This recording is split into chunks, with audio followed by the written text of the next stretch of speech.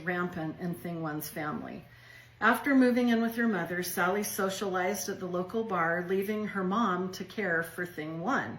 Sally told me that she often returned home in the wee hours of the morning to find Thing One screaming in his crib, with her mother passed out drunk on the floor next to the crib.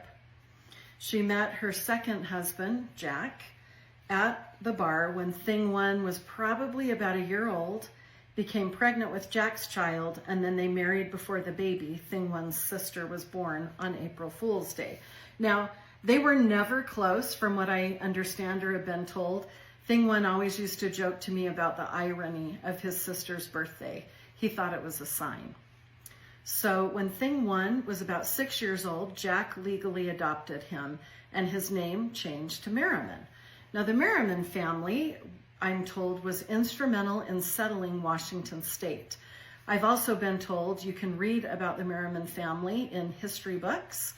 So that's a little bit of the background there on the family. Now, Thing One's blue-collar family moved a lot during his childhood. They moved from Washington state to Minnesota when he was about 6 years old. His dad was a pipe fitter by trade and moved in construction, so I think they moved around a lot, going to where the jobs were. When Thing One was 7 years old, they moved to Wisconsin. When he was 9 years old, they moved to Arkansas. Then when he was 11, they moved to Michigan.